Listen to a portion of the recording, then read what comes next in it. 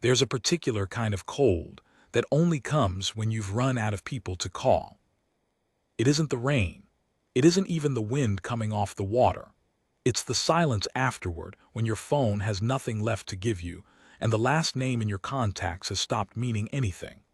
That was the cold I was standing in the night Soren Vale found me, 6 months pregnant, $11 in my coat, and absolutely certain that no one in the world would notice if I simply stopped existing. I want you to remember something before this story begins. I was not a woman waiting to be rescued. I had stopped believing in rescue a long time before that night. So when the most dangerous, most careless, most talked about alpha on the entire coast pulled over in the rain and looked at me like I was a problem he hadn't asked for, I didn't feel hope. I felt like prey.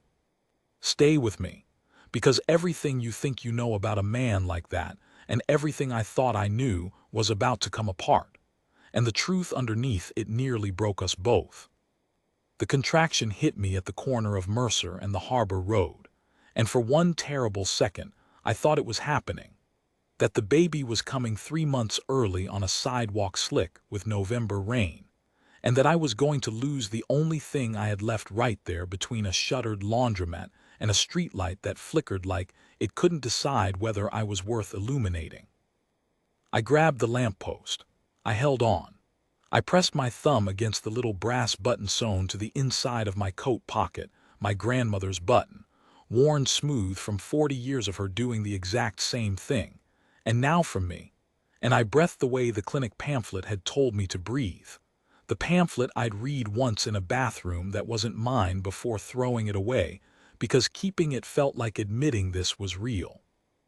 It passed, Braxton Hicks, a false alarm, the body rehearsing for an ending it wasn't ready to perform.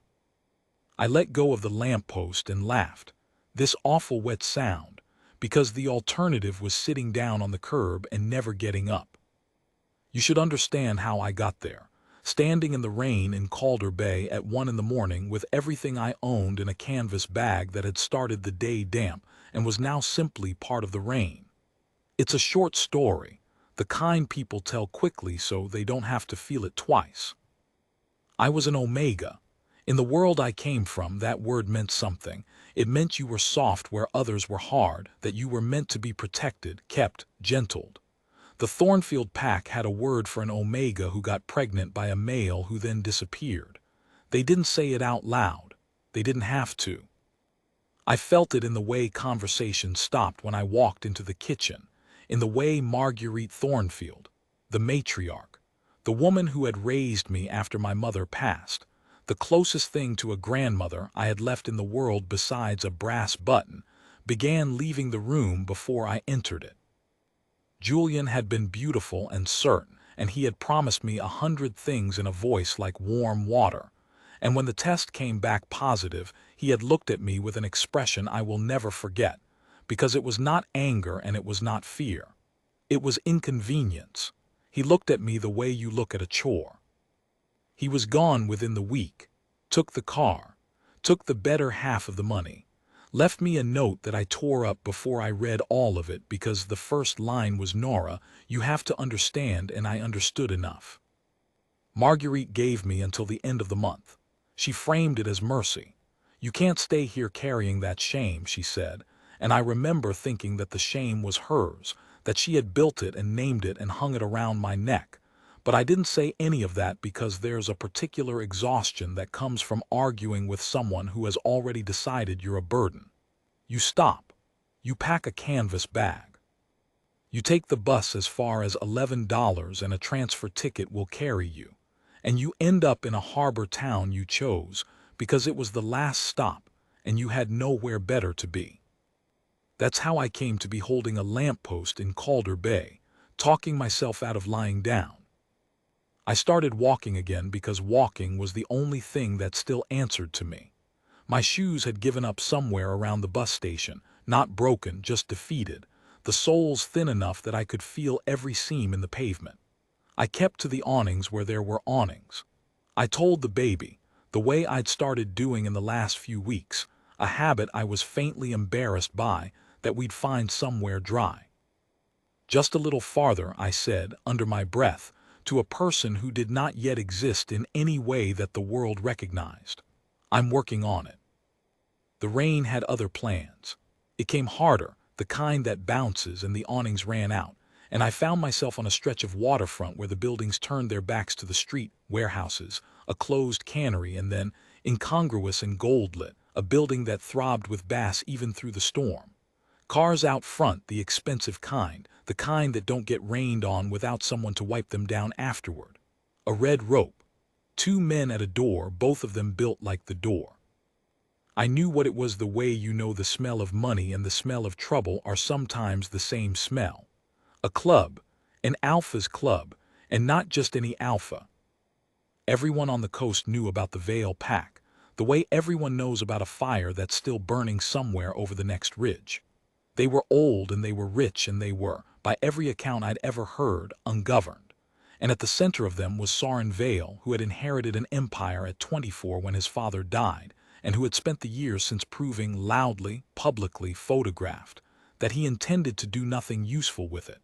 There was a story for every season. The yacht. The actress.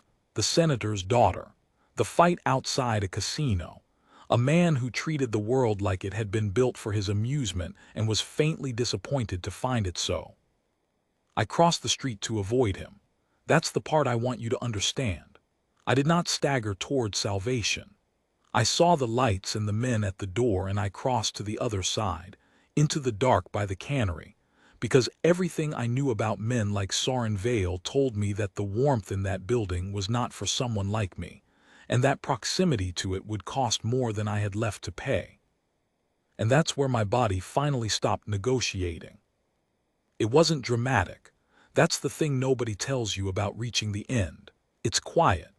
My knees went, and the canvas bag slid off my shoulder, and I sat down hard against the cannery wall in a way that I knew, even as it happened, I would not be able to reverse on my own. The cold came up through the concrete. The rain came down.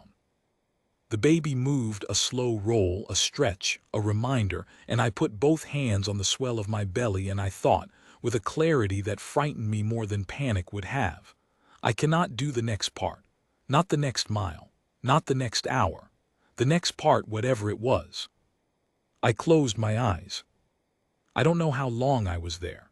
Long enough that the cold stopped feeling like cold and started feeling like a blanket, which is the lie the body tells you right before it gives up. Long enough that the bass from across the street became a heartbeat I confused with my own. Then there were headlights, and the sound of an engine cutting too close, and a car door and a voice. Oh, you have got to be kidding me. Not kind, not concerned, annoyed. The voice of a man who has found something inconvenient on his property and is already calculating who he can make deal with it. I opened my eyes. He was crouched in front of me, and even half dead in the rain, I understood immediately why people told stories about him. It wasn't only that he was beautiful, though he was, in a careless, ruined way, dark hair plastered to his forehead, a coat that cost more than my entire life shedding water like it was beneath it. It was that he took up space the way weather does. You didn't meet Soren Vale. You were caught in him. You can't be here, he said. Do you know whose this is? This is private. He looked at me, and I watched the exact moment his eyes dropped to my belly and the calculation changed, and not, I thought, for the better. Now I wasn't just a problem. I was a complicated problem, the kind with consequences. I should have been afraid. I was somewhere, but the part of me that did fear was very far away and very cold. So what came out of my mouth instead was the truth, flat and stupid with exhaustion. I crossed the street, I said, to get away from you. Something flickered across his face. Surprise, maybe. People probably didn't say things like that to him. And yet, he said, gesturing at the rain, the wall, the ruin of me, here we are. I sat down, I said. I didn't choose you. The street chose. Don't, my teeth were chattering now badly, the words coming out in pieces, don't flatter yourself.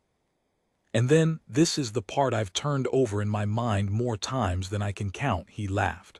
Not cruelly. A short, surprised exhale, like I'd reached into the slick performance of him and flicked something real. "She's freezing," he said, not to me.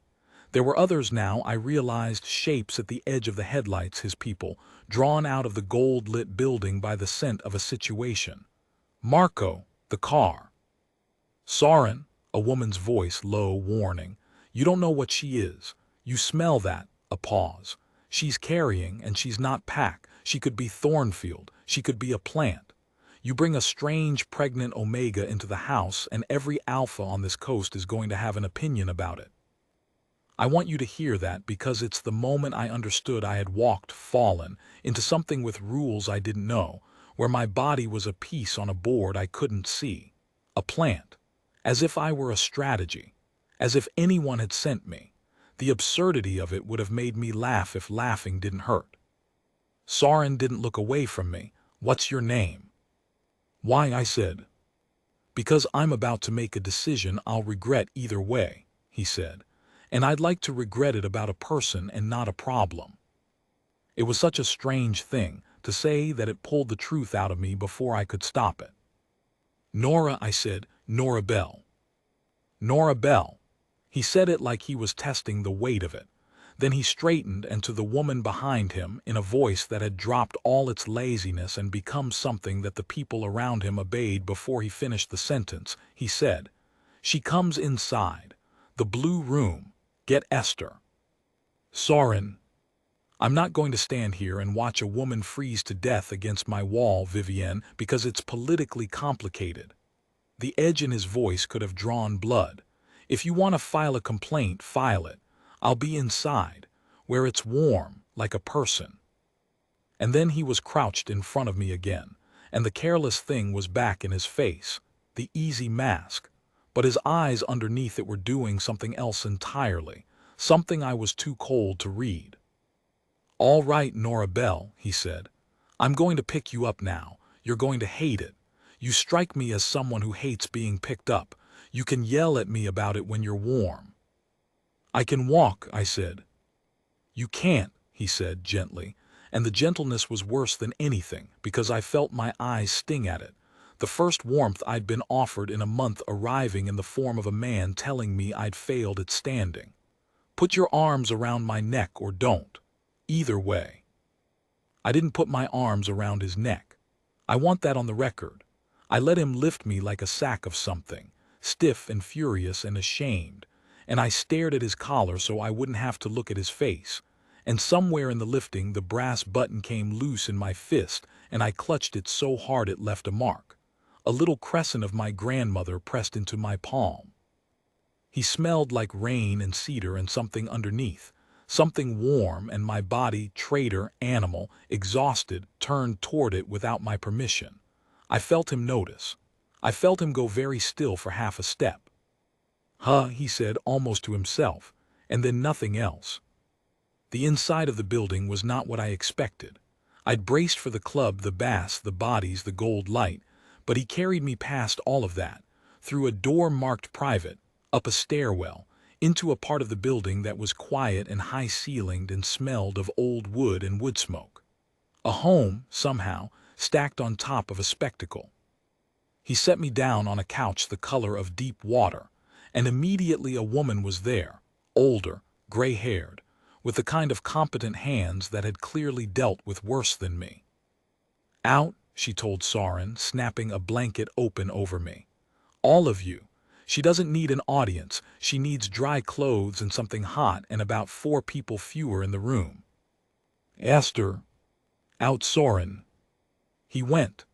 At the door he paused and looked back at me, not at the situation, not at the political complication, but at me, Nora Bell, soaked through and clutching a button, and he said, in a voice that had lost the performance entirely, low enough that maybe he didn't mean me to hear it, "Who left you out there?" I didn't answer. I couldn't. The warmth was undoing me, thawing all the things the cold had frozen solid, and if I opened my mouth I knew what would come out wouldn't be words.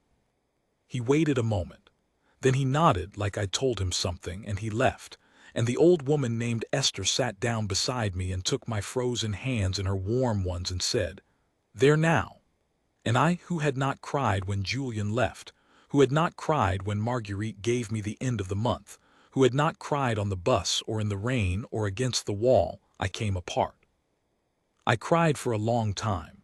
Esther didn't tell me to stop. She didn't tell me it would be all right, which I appreciated more than I could say, because I'd have known she was lying. She just held my hands and let me be a person who was, for the first time in a month, allowed to fall apart somewhere dry. When I finally surfaced, hiccuping, mortified, she handed me a mug of something that smelled of ginger and honey and said, "He's not what they say, you know, the boy." She nodded toward the door Soren had gone through. "He'd hate me for telling you that. He works very hard at being what they say." She tilted her head, studying me with eyes that missed nothing. "You're going to be a problem for him." "I'm not trying to be anyone's problem," I said. "No," she agreed. "The good ones never are, that's how you know." She patted my hand. "Drink." I drank. The ginger burned pleasantly. The baby shifted, settling, as if it too had decided this couch was acceptable, and I let myself, for exactly 1 minute, imagine that I had landed somewhere I could rest. I should have known better. Because down the hall, behind a closed door, Soren Vale was standing at a window looking out at the rain, and Vivienne was telling him something in a low, urgent voice. And the something was this. I learned it later. The way you learn the shape of a trap by the scar it leaves. The something was a name. She had run my face. They had ways. And the name that came back attached to a pregnant Omega found half dead outside the Vale compound was not Belle. It was a name Soren Vale knew. A name from the worst night of his life. A name he had spent 8 years and a considerable fortune trying to find. The father of my child was not nobody. And Soren had been looking for him for a very long time. But I didn't know any of that first night. I knew the couch was warm and the ginger was sweet and a stranger's hands had been kind.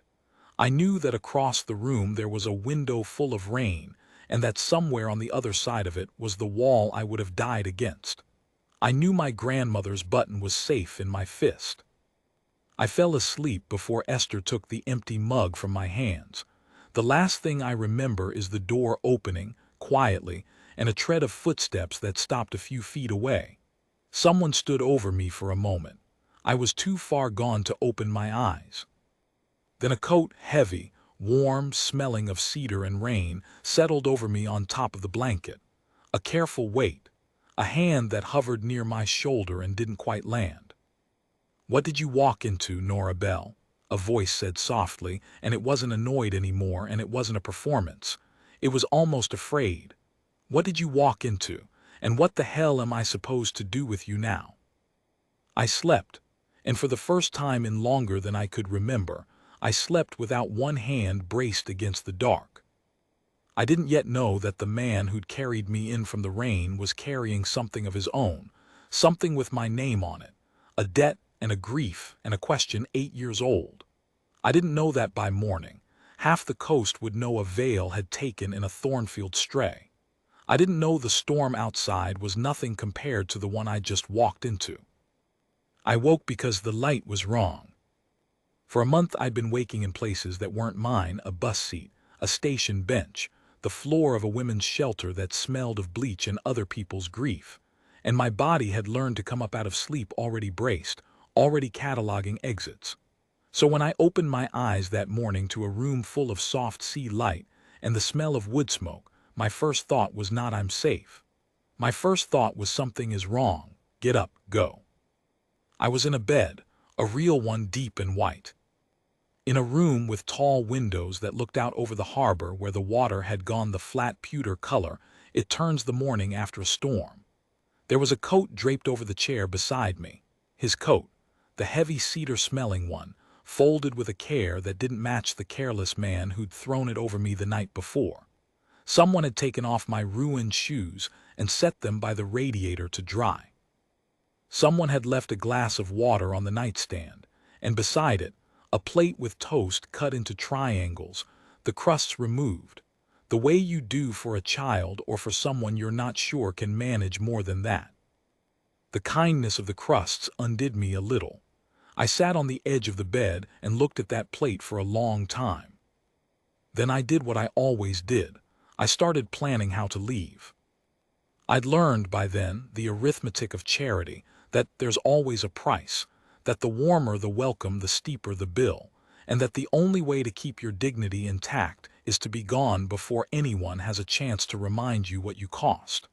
I would eat the toast because I would have been a fool not to, and the baby needed it more than my pride did. I would find my bag. I would say a clean thank you to the old woman, Esther, who had held my hands, and I would walk out of the Vale compound before its owner woke up and decided what I was worth to him. I made it as far as the toast. "You're awake." Esther came in without knocking, carrying a stack of clothes that she set at the foot of the bed like she'd done it 100 times. "Don't get up, eat. There's more than toast if your stomach can take it. I just didn't want to scare it the first morning." She looked at me with those eyes that took inventory of everything. "You slept 11 hours. Your body needed it. The baby's fine. I listened while you were out. I hope you'll forgive the liberty." "You listened." "I've midwifed half the pups on this coast, including the bad-tempered one downstairs." She said it dryly, and it took me a second to understand she meant Soren, and the image of that man as a pup was so absurd that something in my chest loosened a degree. "Heartbeat strong. You're further along than you look. You're not eating enough, which we'll fix. Now," she sat, "I'm going to ask you a question, and I want you to know there's no wrong answer, only true ones.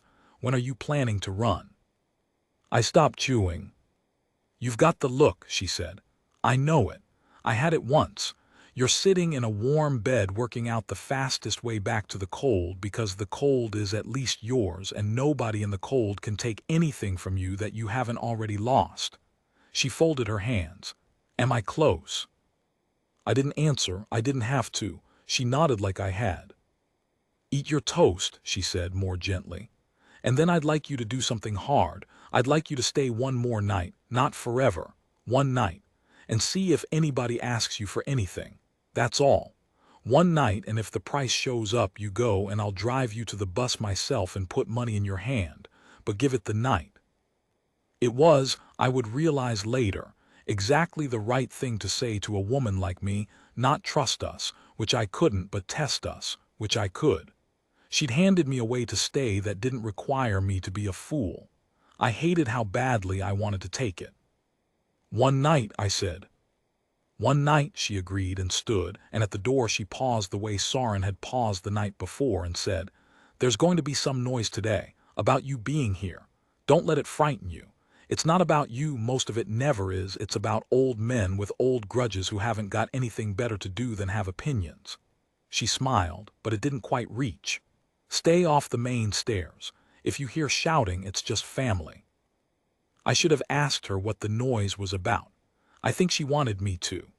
But I was too busy holding on to the small miracle of having somewhere to be for one more night, and I let her go. The clothes she'd left fit better than they should have, soft things, worn in. A sweater the color of oatmeal that someone had clearly owned and loved. I dressed and found I felt almost human, which is a dangerous way to feel when you've made a religion out of expecting nothing. I tucked my grandmother's button into the pocket of the borrowed sweater. I made the bed, because leaving a bed unmade in someone else's house felt like the kind of debt I couldn't afford. And then, because I am constitutionally incapable of staying where I'm put, I went to find out what the noise was. That was my mistake, or maybe it was the opposite of a mistake. I've never been able to decide. I followed the sound of voices to a half-open door at the end of a hall, a study, books to the ceiling, a desk like a slab of dark water, and I stopped just outside it, in the way you do when you hear your own situation being discussed by people who don't know you can hear. "Not your problem to solve, Soren," the woman, Vivienne, crisp, controlled, the voice of someone used to being the smartest person in expensive rooms. She wandered onto our doorstep half dead. "Fine, you did the decent thing. Nobody's questioning the decent thing. But she's awake now and she can walk and you can give her money and a name of a good clinic, and that is the end of our involvement. We do not need a pregnant Thornfield Omega living in this house while you're trying to." She's not Thornfield, Soren's voice flat. I asked Esther. She was raised Thornfield, fostered, but the blood's not theirs. Her people are gone. Her people. A pause, and when Vivienne spoke again her voice had changed, gone careful, gone slow, the way you speak around something that might go off. Soren, I ran her, last night. You told me to find out if she was a plant, so I ran her, and you need to sit down. I'm fine standing. Sit down. A silence. A chair. I pressed myself against the wall and held the button in my pocket so hard the brass bit me. Her name's not Belle, Vivienne said. Belle was her mother's maiden name. She's been using it since she left Thornfield, which, smart girl, I'll give her that. But the father of that baby. Another pause, and I heard her set something down on the desk, paper, a folder, the kind of folder that holds a person's whole life reduced to facts. Soren, the father of that baby, is Julian Crane. The world stopped. I want to tell you what those two words did, but I didn't understand it yet. To me, Julian Crane was a beautiful liar who'd taken the car and the money and left me a note I never finished. A coward, a heartbreak, a wound I'd mostly cauterized. I knew his name made men in expensive rooms go quiet, but I'd assumed that was about money, about the kind of family he came from, the kind that produces sons who treat women like chores and never pay for it. I did not know what Julian Crane was to the man in that study. But I heard it. I heard it in the silence that followed, a silence so total and so long that I thought maybe Soren had left the room until he finally spoke, and his voice, the voice that had laughed at me in the rain, that had told me I'd hate being picked up, that had asked the rafters what to do with me, that voice had gone somewhere I'd never heard it go. Quiet. Level. And underneath the level a thing like a held scream. Say it again. Soren. Say his name again. Julian Crane. Vivienne's voice had gone soft now too, the way you go soft near grief. The girl downstairs is carrying Julian Crane's child. I'm sorry, I know what that I know. And then a sound I'll never forget because it was so small. A man setting his hand flat on a desk, very gently, like he needed to feel something solid or he'd come apart. And he said, in barely a voice at all, 8 years. I know. 8 years I've been looking for him. I've paid people on 3 continents. I've bought information that turned out to be lies. I've stood at my sister's grave every March and told her I was getting close, and I was never close. I was never anywhere. He was a ghost. A breath, ragged at the edges. And he leaves his pregnant Vivienne. She's down the hall. The woman carrying his child is asleep down the hall in the blue room under my coat, and He stopped. I had stopped breathing somewhere around my sister's grave. I should have run then. Every instinct I had, every hard-won lesson about being where I wasn't wanted, every alarm in my body told me to go back to the blue room, take my dry shoes and my canvas bag and walk out of that house and never look back. Because I had just learned that I was carrying the child of a man this dangerous, grieving, powerful person had spent 8 years and a fortune trying to find. And there is no version of that arithmetic that ends well for the woman in the middle. But I didn't run. I'll tell you why, even though it doesn't make me look smart. It was the way he said my sister. Because I knew that sound. I'd made that sound into a pillow that wasn't mine, about a mother I'd lost too young. I knew grief that had been carried so long it had become load-bearing, that had stopped being something you felt and started being something you were built around. And standing in that hallway, terrified, carrying the child of the man who'd caused it, I felt the strangest thing. I felt sorry for him. That's the moment if you're looking for one. Not the rain, not the coat.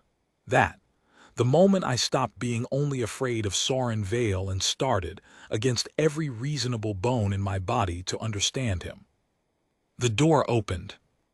I hadn't moved, hadn't fled, and so when Soren came out of the study he found me standing in the hall with my hand in my pocket and my face doing whatever my face was doing, and we looked at each other and I watched him understand that I'd heard. Everything. The name. The 8 years. The sister. The grave. I expected the cold to turn on me. I'd have understood it if it had. I was, after all, the nearest available piece of Julian Crane in a world where the actual Julian Crane had once again proven impossible to find. Instead, he just looked tired, bone-tired in the daylight, with all the careless beauty scrubbed off him and something much older underneath. "How much did you hear?" he said. "Enough," I said. My voice came out steadier than I felt. "Enough to know I should be gone already." "Probably," he agreed. What did he do? I don't know where the question came from. The smart thing was to not know, to keep Julian a coward and a heartbreak and nothing worse. But I asked it anyway, standing in that hall, because some part of me, the part that had loved him briefly, stupidly, the part that was growing his child, needed to know what I'd actually let into my life. "Your sister. What did Julian do?" Soren was quiet for a long moment. Then he said, "Her name was Lena. She was 19. He said it the way you set down something you've carried so long your arms have forgotten how to be empty. Julian Crane was the last person to see her alive. He told everyone it was an accident. The water, the dark, a girl who shouldn't have been out on the cliffs." A muscle moved in his jaw. "I don't believe him. I've never believed him." And before I could ask him a single question, he disappeared so thoroughly that for 8 years I've wondered if I imagined the whole, if maybe I made a monster out of a man because I needed somewhere to put it. He looked at me, at the swell of my coat, at the child. "And now here you are," he said softly, "with his eyes probably growing inside you, the only thread to him I've found in 8 years. He laughed, and it was the most terrible sound because it had no cruelty in it at all, only exhaustion. "Vivienne thinks I should use you, wait for him to come back for the kid, bait the trap." The hallway went very cold. "I'm not bait," I said. "No," he agreed, and the way he said it, immediate, certain, like it had never been a real question for him even while Vivienne posed it. That was the second moment, if you're still counting. "You're not. You're a woman he abandoned, same as he abandons everything, and the worst thing I could do, the thing that would make me exactly what I've spent 8 years hating, would be to look at you and see him." He scrubbed a hand over his face. "So I'm not going to. I'm going to try very hard not to." "You'd be smarter to use me," I said. I don't know why I said it. Maybe I needed to know he meant it. Maybe I'd spent so long being a burden that being useful, even as bait, was a category I understood better than being safe. "Yeah," Soren said, "I usually am smarter." He pushed off the doorframe. "Esther says you agreed to one night. The deal was if anybody asks you for anything, you go." He met my eyes, and for once there was nothing performed in his face at all, nothing for the cameras, nothing for the coast, just a tired, grieving man making a decision in a hallway. "I'm not going to ask you for anything, Nora, not the kid, not him, not anything. Stay the night, stay the week. I'll have Esther take you to a real doctor, and when you're strong enough to choose where you go next, you'll choose it, and I'll put money in your hands same as she promised, and you'll never have to think about Vale or Crane or any of it again." He paused. "That's the offer. No trap. I'd rather not have a third person die because of something Julian Crane did to me." And then he walked past me down the hall, and at the top of the stairs he stopped, without turning around, and said the thing that kept me up that night and every night after. "For what it's worth," he said, "he won't come back for the baby. I know him better than anyone alive, and I'm telling you he won't come. Men like Julian don't come back for what they leave, a beat. But somebody should come back for it." And quieter, almost to himself, the way he'd spoken over me in the dark the night before, somebody should have come back for all of us. Then he went downstairs, into the noise, into the family and the old grudges and the cameras, and left me standing in a hallway holding a brass button, carrying the child of his enemy, more afraid of how safe I felt than I'd ever been of the cold. I stayed the night. You already knew I would. What I didn't know, what neither of us knew, standing in that hall trying so hard not to be the people our histories had made us, was that Vivienne had been right about one thing. Julian Crane was not the ghost we both believed him to be. One night became 4 before anyone said the word stay out loud. That's how it happens if you've never been rescued and don't know the shape of it. Nobody hands you a key. You just notice on the fourth morning that Esther has stopped asking when you're leaving and started asking whether you prefer your eggs soft. You notice that the borrowed oatmeal sweater has been quietly joined by other things in your size, folded on the chair. No note, no ceremony. You notice that the blue room has started to smell like you instead of like the storm you arrived in. And you tell yourself every single morning that today is the day you go. And every single morning the going gets a little harder to imagine, which terrifies you more than the cold ever did. I was still telling myself I was leaving on the morning Esther took me to the doctor. She drove an ancient station wagon that smelled of peppermint and dog, and she narrated the whole drive. That hill there, that's where the old cannery families used to summer. That house, a tragedy, don't ask. Mind the seatbelt, low and snug under the belly, not over it. And I understood she was talking to keep me from being afraid, which I was, in a way I couldn't name. I'd avoided doctors the entire pregnancy, not from neglect. From a kind of magical thinking, the belief that if no one official confirmed the baby couldn't be taken, couldn't be ruined, couldn't become one more thing the world decided I didn't deserve. Dr. Reyes was a small, quick woman with cold hands and a warm voice who ran a clinic out of a converted house at the edge of town. The kind of place, I'd learned, that quietly cared for the people the big hospitals asked too many questions about. She didn't ask me too many questions. She read my silences the way Esther did, and she was gentle with the parts of the exam that needed gentleness. And when she finally sat back and pulled off her gloves, she did the thing I'd been bracing for my whole life. She told me the truth. The baby is healthy, she said first, because she was kind and she knew what I needed to hear before anything else. Strong heartbeat, good size considering. That's the good news and I want you to hold on to it. She paused. Now the rest. Nora, your blood pressure is high, higher than I like.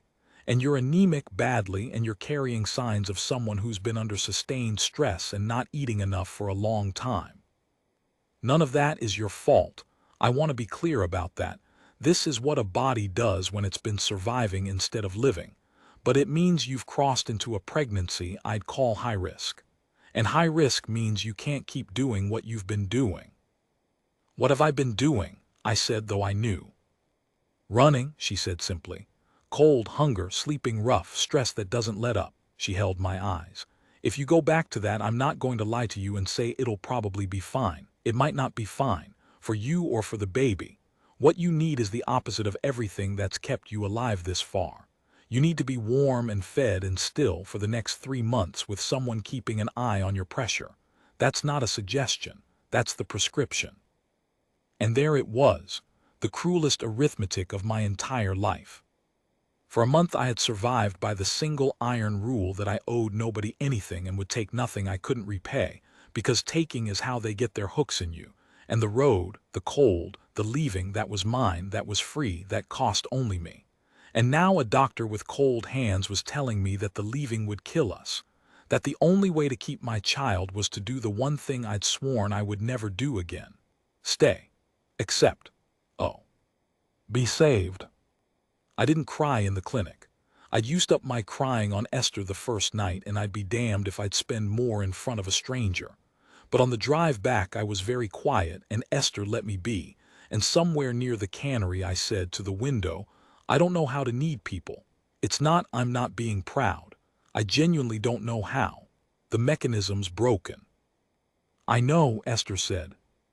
How do you do it? Need someone. Without, I couldn't finish. Without what? Without it becoming the thing they use, I said. Later, when they're angry, when they've decided you're too much, after everything I did for you. I'd heard Marguerite say it 100 times to 100 dependents. I'd sworn I would never be on the receiving end of it again. That, without it becoming that. Esther was quiet for a long moment, both hands on the wheel of the peppermint car. Then she said, the trick is you don't pick people who keep the receipt. She glanced at me. Some people help you and they're filing it away, every kindness building a case. And some people help you and the second it's done, they've forgotten they did it. You can't always tell which is which up front. but you can watch. And a man who carries a stranger in out of the rain and then can't remember he did it, who never once brings it up, who'd be embarrassed if you thanked him, she let it sit. That's not the kind that keeps the receipt, Nora. I've known him since he was a pup. He has never once in his life kept a receipt. It's half of what's wrong with him and all of what's right. I looked out the window the rest of the way home. Home, I'd thought the word before I could stop it. That scared me too. I couldn't sleep that night. The thing the doctor said had taken up residence in my chest. It might not be fine, and it sat there next to the older, colder thing, the stay, except, oh, and the two of them kept me awake until well past 2, when I gave up and went downstairs for water, moving the way I'd learned to move in other people's houses, quiet, apologetic, taking up as little of the dark as possible. There was already a light on in the kitchen. Soren was at the long table with a glass of something amber he didn't seem to be drinking, and a folder open in front of him, and the careless beauty was nowhere. He looked, in the low light, like exactly what he was, a man who hadn't really slept in 8 years. I started to back out. He said, without looking up, "You don't have to leave every room I'm in. The house is big enough for both of us to fail to sleep in it." So I stayed. I got my water. I sat down across from him because sitting at the counter felt like fleeing, and I was tired of fleeing. The folder I saw was Lena. Photographs. A girl with his exact eyes and none of his weariness, laughing in most of them, the way you laugh when you don't yet know the world is keeping count. I didn't ask. He closed the folder anyway, gently, the way he did everything that mattered. "Doctor told me," he said. "The doctor, high risk." He turned the amber glass without drinking it. "So you can't keep running, which means you've spent the day having it here because the one thing you were holding onto that you could leave any time got taken off the table." He looked up, and there was no triumph in it, none of the satisfaction a lesser man would have felt at a guest made captive, just understanding. I know what that feels like, to be safe somewhere and hate it because safe wasn't your idea. "You don't know," I said automatically, and then heard myself and added more honestly, "How do you know?" "Because after Lena," he said, "everyone wanted to keep me safe, the whole pack. They circled me so tight I couldn't breathe. And I hated every one of them for it because being kept safe meant admitting I'd lost something I couldn't get back, and being kept safe meant other people had decided I couldn't be trusted with my own grief." He took, finally, a small swallow of the amber. "So I became this." He gestured vaguely at himself, the empire, the reputation, the cameras, the yacht, the actresses, the fights. You make yourself into something nobody wants to protect, and then nobody can. You make yourself the danger so you're never the thing in danger. It's very effective. A grim, private smile. It's also a way of being dead while you wait to actually die, which I'd recommend to no one. It was the most anyone had told me the truth in years. I felt it opened something. "My mother kept the receipt," I said. The words came out before I'd decided to say them. Not Marguerite, my real mother, before she passed. Everything she ever did for me, she'd remind me, when I disappointed her, after everything. So I learned early that love was alone and the interest was your whole self, forever, on demand.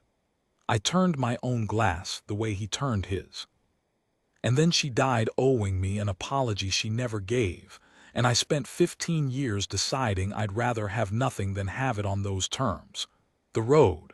The cold. At least the cold doesn't bring up what it did for you. Soren didn't say I'm sorry, I noticed. He didn't reach for the easy thing.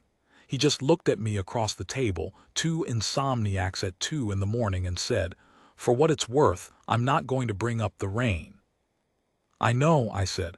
"Esther told me you don't keep the receipt." Something crossed his face, surprise that she'd said it, and something rower underneath. He looked for a second like a man who'd been seen in a way he hadn't agreed to. The baby moved. A real one, a roll, and then a sharp little kick that I felt right under my ribs, and I must have made a face, because Soren's whole posture changed. What's wrong?" "Nothing." I almost laughed at the alarm in him. "She kicks at night. I keep saying she, I don't actually know. I just feel like she's a she." I pressed my hand flat to the spot and she did it again, harder, showing off. And I don't know what possessed me, maybe the hour, maybe the truth we'd traded, maybe just the simple human wish to share the one good thing I had with someone who looked as starved for a good thing as I felt, but I said, "Do you want to feel it?" He went very still. I understood, a half-second too late, what I'd offered. Not just a kick. His enemy's child moving under his hand. The only thread to Julian Crane in 8 years, asking him to come close enough to feel it live. I saw him understand it too. I saw the whole impossible arithmetic of it cross his face, Lena and Julian and the years and the grave, and the girl across the table holding her belly in the lamplight. He got up and came around the table.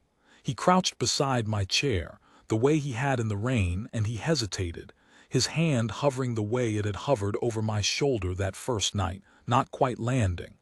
"Where?" he said quietly. I took his hand was warm. I remember thinking, everyone always says alphas run warm, and I'd never let one close enough to confirm it. And I laid it flat against the side of my belly where she'd been kicking, and we waited. She kicked. I felt it go through him. This great, careless, dangerous man crouched on a kitchen floor at 2 in the morning, and a baby that by every law of grief and blood and sense he should have hated kicked against his palm. And he made a sound, not a word, just a breath. And when I looked at his face, there were tears in his eyes that he was furious about, blinking hard, jaw tight. "Hi," he said to my belly, so softly, like he didn't know he was saying it. "Hi, you."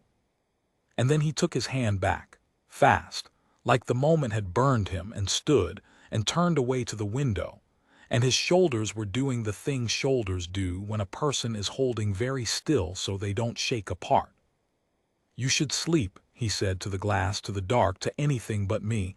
"Doctor's orders, pressure." His voice was almost steady. "Good night, Nora." I went. At the kitchen door I stopped, and I said the thing I'd sworn I'd never say to anyone again, because I owed it, and because for once owing didn't feel like a trap. "Thank you," I said, "for the rain." I left before he could pretend he didn't remember it. The phone call came the next afternoon. I'd kept my old phone, a cheap thing, prepaid. The number I'd had through Julian, through Thornfield, through all of it. I'd stopped charging it weeks ago because no one ever called, and watching it not ring was its own kind of cold.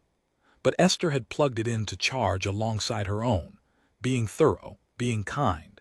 And that afternoon, while I was sitting in the window seat of the blue room watching the harbor and feeling, for the first time in a year, something dangerously close to peace. It rang.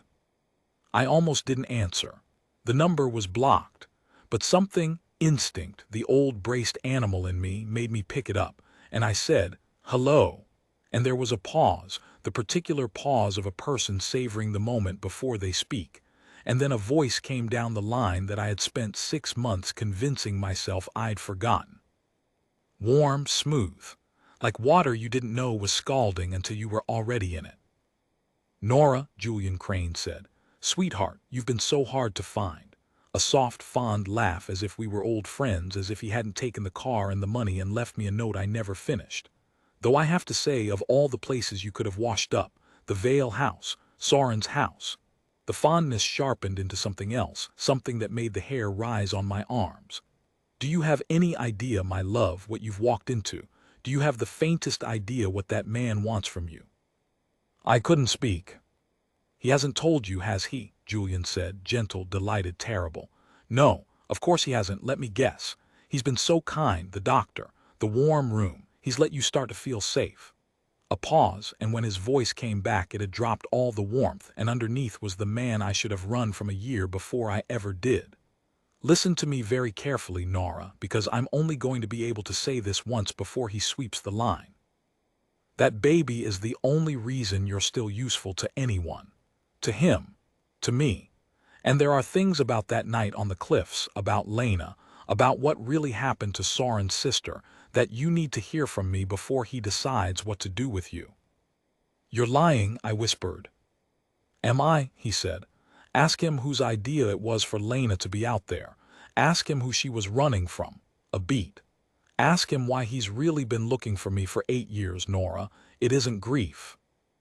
And the worst part, the part that kept me on the line when every instinct screamed to throw the phone into the sea, was that I heard, very faintly in the background of his voice, the sound of gulls and a foghorn and water against pilings.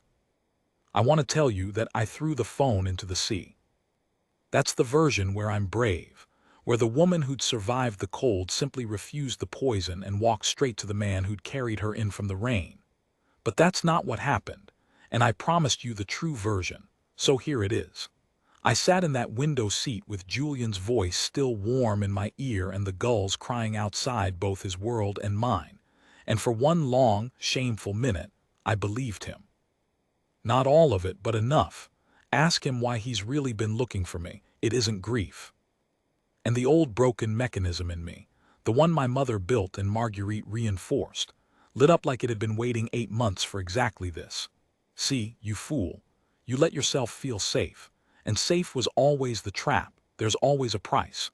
The warmer the welcome, the steeper the bill, and I stood up with my hand already reaching for my canvas bag, because running was the only prayer I'd ever known and my body still tried to say it when it was afraid. I got the bag halfway packed before I stopped. I stopped because of the toast. I know how that sounds, but I stood there in the blue room with my heart trying to climb out of my throat, and what surfaced clear and stupid and saving was the first morning, and the toast cut into triangles with the crusts removed, the way you do for someone you're not sure can manage more than that. A small, anonymous kindness from a man who'd be embarrassed if I thanked him. A man who didn't keep the receipt. And then I heard it, the technique. I heard it in Julian's call, the way you suddenly hear a clock you've stopped noticing. Whose idea was it for her to be out there? Ask him who she was running from. It was the same voice, the exact same instrument that had once told me in a kitchen that smelled of his cologne that the pregnancy was complicated, that I'd understand, that the shame was something I'd brought to us, Julian Crane's particular genius, the thing he did better than anyone alive. He broke a thing, and then he stood in the wreckage and rewrote the story until the person bleeding believed they'd held the hammer. He'd done it to me for 6 months. He'd made me carry a shame that was his. And now, 8 years late and an ocean of grief deep, he was trying to do it to Soren through me, to take a man's dead sister and turn her into his guilt, to make the survivor the villain of his own loss. I knew the technique because I'd worn it. I put the bag down. And then I did the bravest thing I have ever done, braver than the road, braver than the cold, braver than any night I spent not lying down. I didn't run. I walked out of the blue room with the phone still in my hand and Julian still talking, and I went and found Soren and I told him the truth. He was in the study. I put the phone on the desk between us on speaker, and Julian's voice filled the room. Nora, sweetheart, are you still there? And I watched Soren go absolutely white and then absolutely still, the stillness of a predator that has finally, after 8 years, heard its prey breathe. He's here, I said. In town, I can hear the harbor behind him, the same harbor. My voice shook, but I kept going. He called to turn me against you. He said your sister, he said it wasn't grief, he said to ask you whose idea it was for Lena to be on the cliffs. I made myself hold his eyes. I don't believe him. I want you to know that before you say anything. I don't believe him because I know exactly what he's doing. He did it to me. But I need you to tell me the truth anyway, Soren. Not because I doubt you. Because I'm done being lied to by men with beautiful voices, even the kind ones. Something happened in his face that I don't have a clean word for. It was the look of a man being asked, for the first time in 8 years, to set down a thing he'd been carrying alone, and being terrified of how light he'd feel. He reached over and ended the call. Julian's voice cut off mid-word. The silence rang. Lena was 19, he said, and Julian Crane spent 4 months making her believe he loved her. He sat down heavily.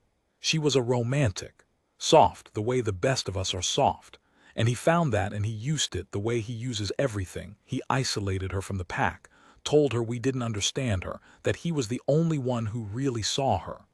By the time any of us realized what was happening, she'd stopped coming home. His hands were flat on the desk again, that same gesture, holding onto something solid. And me, where was I? I was 24 and I just inherited everything, and I'd already decided the best way to survive my father's death was to become so reckless and so loud and so dangerous that grief couldn't catch me. I was on a yacht. I was in another country. My little sister was being taken apart by a predator, and I was busy being the most untouchable man on the coast, because I decided that being untouchable meant I'd never lose anything again. He looked up and the tears were there, the ones he'd been furious about in the kitchen, and this time he didn't fight them. The night she died, she'd finally seen it. Whatever he was, she'd finally seen it, and she ran to the cliffs in the dark, in the rain. We don't know if she slipped or if we don't know. Julian said it was an accident, and then he vanished before anyone could ask him a single real question. His voice cracked and he let it. So he's not lying, Nora. That's the thing. That's the thing that's kept me up for 8 years. He's not lying when he says it's not just grief, it's guilt. It's that I was off being the danger so I'd never be the one in danger, and the cost of that, the cost, was that I wasn't standing between her and him when it mattered. He didn't make that up. He just figured out that the truest things are the best poison. He's been doing it your whole pregnancy too, hasn't he? Making his cruelty into your shame. Yes, I whispered. Yeah. He wiped his face with the heel of his hand, rough, and stood, and when he spoke again his voice had changed, steadied, hardened, decided. He's here because of the baby. He doesn't want it. He's never wanted anything that needed him. He wants it because it's mine now, in his head, because you're under my roof, and hurting me is the one hobby he's never gotten tired of. He came around the desk. I need you to go to Esther. Stay with her. Whatever you hear, you stay with Esther. Can you do that? What are you going to do? What I've wanted to do for 8 years, he said. And there it was, the thing I'd felt circling the whole house since the night I arrived. The trap, the cost, the price of the warm room. Except the price wasn't mine to pay. It was his. And I understood with a cold clarity that if Soren Vale walked out that door and found Julian Crane and did what 8 years of grief and guilt were screaming at him to do, then Julian would win the only way he'd ever truly won, by turning the people he hurt into the monsters they swore they'd never become. No, I said. He stopped. You said it yourself. I stood, one hand under my belly, my pressure surely doing everything the doctor had warned me about, and I didn't care. You said the worst thing you could do, the thing that would make you exactly what you've spent 8 years having, would be to look at this baby and see him. Well, killing him for what he did to Lena is the same thing, Soren. It's letting him decide who you are. He took your sister. Don't let him take you too. Don't let him make you into the thing that proves he was right about your family all along. My voice broke. Lena was running away from a monster. Don't run toward being one. Not for her. She wouldn't want her name on it. The silence after that was the longest of my life. He didn't go after Julian. That's the choice, if you've been waiting for one.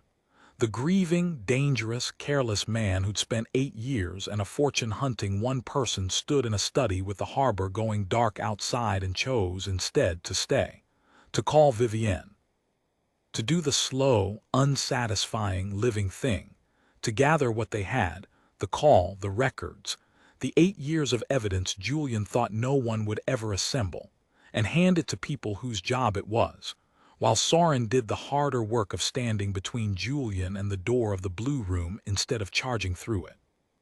Julian came anyway. Of course he did. Men like him can't resist the room they've been told to stay out of. I won't give you the whole of that night. Some of it isn't mine to give, and some of it I've worked hard to set down. There was a confrontation in the long downstairs hall, and there was Julian's beautiful voice doing its beautiful work. And there was, for one terrible moment, Julian close enough to me that I could smell the cologne from the kitchen a year and a lifetime ago. He told me to come with him.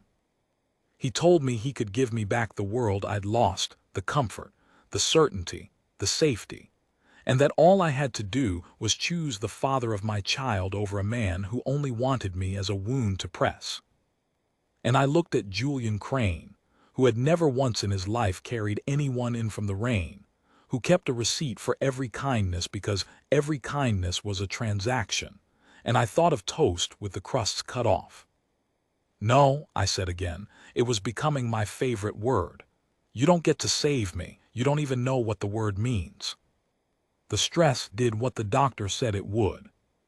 3 weeks early, in the worst possible hour, my body decided it was done waiting, and the night that should have ended in a reckoning ended instead in the back of Esther's peppermint car, racing for Dr. Ray's clinic, with Soren in the seat beside me holding my hand so hard I thought the bones would meet, saying, "Breathe, Nora, you're all right. You're allowed to need this, breathe," and somewhere behind us, the police were taking a beautiful man out of a beautiful coat, and I never saw Julian Crane again.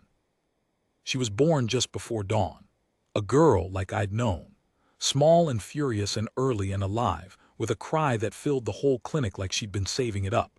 Healthy, strong considering, Dr. Ray said, with tears in her own eyes, and I laughed and sobbed at the same time, and I held her against my chest where she fit like she'd been issued to me, and the broken mechanism in me, the one that didn't know how to need anyone, finally, made a sound like something turning over and catching.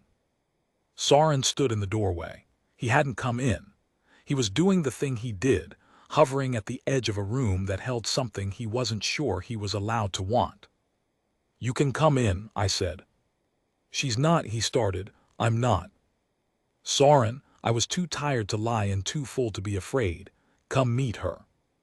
He crossed the room the way he'd crossed it in the kitchen, slow, like the floor might give.